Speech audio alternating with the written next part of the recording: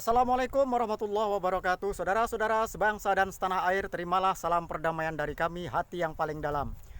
Dari tempat yang sangat indah ini, kita ingin berbicara sedikit lanjut tentang kelanjutan pesta demokrasi kita dalam rangka menentukan pemimpin daerah, baik di tingkat provinsi, kabupaten maupun tingkat kota madya. Banyak yang perlu dipersiapkan oleh partai koalisi untuk memenangkan kandidat-kandidat yang telah mereka usung masing-masing. Di daerah provinsi-provinsi tertentu pertarungannya cukup ketat, pertarungannya cukup sengit.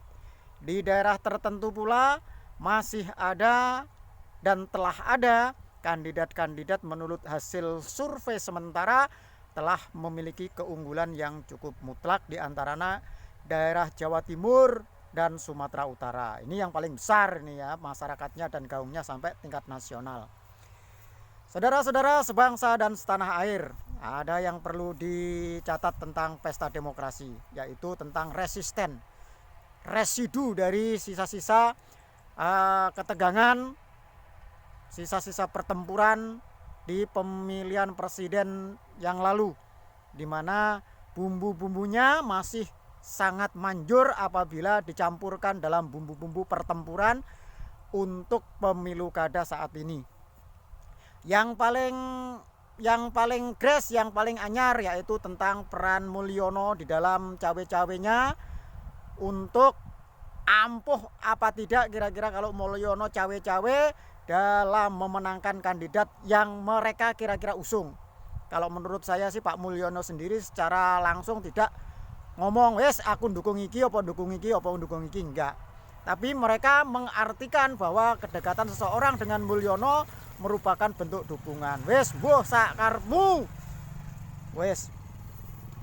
Kalau menurut saya, ini menurut saya wong kabeh itu menurut pandangan masing-masing kan boleh toh. Pak Jokowi itu sudah selesai dengan dirinya. Pak Jokowi itu sudah selesai dengan syahwat politiknya. Dia telah mencapai syahwat politik yang tertinggi, yaitu mencapai kedudukan tertinggi sebagai orang nomor 1 di Indonesia. Tidak ada lagi posisi yang lebih tinggi dari itu untuk dicapai oleh seseorang yang bernama Joko Widodo.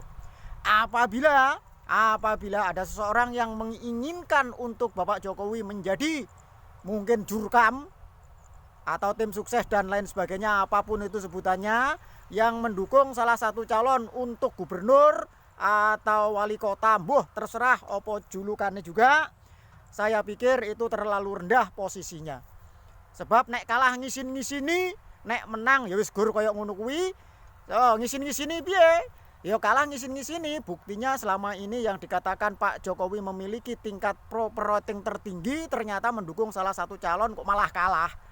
Ya kan malah ngisin-ngisini toh. Tetapi kalau seandainya menang, dianggapnya sesuatu yang wajar-wajar saja, yaitu kelasnya kelas apa itu namanya, kelas gubernur ataupun kelas wali kota atau mungkin kelas bupati. Ya enggak ada nilainya.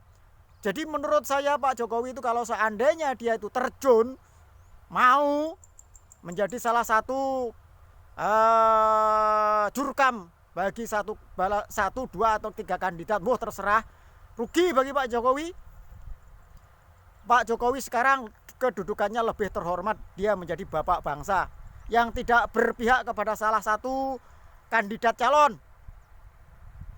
jauh lebih terhormat. Jadi dia tidak akan disalahkan apabila dia itu calonnya gagal, dan tidak perlu dia disanjung apabila calonnya itu yang mendapatkan atau memohon dukungan dari dia itu menang.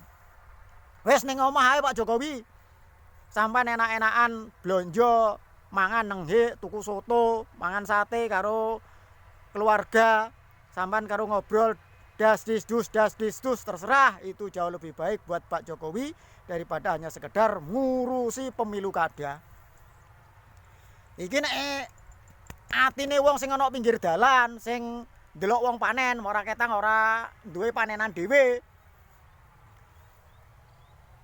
Nah, untuk saudara-saudaraku sebangsa dan setanah air, jangan lupa, mungkin ada serangan-serangan yang menyebabkan Anda itu ditodong untuk dalam tanda kutip ditodong untuk memilih salah satu calon. Wes nek enek politik uang teko nang omahe sampean, dikuen duite nggak peduli dari siapapun. Tetapi untuk hak memilih adalah hak pribadi kita yang tidak semua orang harus tahu. Karena sifat pemilu adalah langsung, umum, bebas dan rahasia serta jujur dan adil. Oleh sebab itu lek enek tim sukses dari salah satu kandidat teko nang omahe sampean ngongkon milih A memilih B, wis terserah wis, saiki sing penting duite jikuken. Itu merupakan suatu upaya kita menghentikan upaya money politik, bentek duite para calon mereka yang ingin mendapatkan posisi sebagai pemimpin dengan cara menyuap atau money politik. Jika duite wes ora apa-apa. Pesta demokrasi ya memang harus ada biayanya. Nah, seperti saya, aku ya ngono nek dikai duit ya tak jiko duite. Perkara milih ya terserah aku. Aku bisa milih nomor 2, bisa milih nomor 3. Terserah saya karena hak pilih sepenuhnya saya itu adalah merdeka. Oke? Semua saudara-saudara saya sebangsa dan setanah air yang memiliki hak pilih untuk menentukan gubernur atau bupati atau wali kota. Kalau ada uang datang dari tim sukses ke rumah Anda, ambil itu duitnya. Ambil. Lumayan toh. Kena tinggal kebutuhan sehari atau 2 hari untuk kebutuhan keluarga Anda. Kalau enggak ngono wis seneng lah. Ambil duitnya. Tetapi ketika kita itu menentukan hak pilih besok di bilik pencoblosan, milih sak karepe awake dhewe, sak senenge awake dhewe. Kowe sing seneng Rambo ya pilih Rambo, sing ora seneng Rambo ya wis pilih liyane Rambo. Kan ngono to? Oke, wassalamualaikum warahmatullahi wabarakatuh.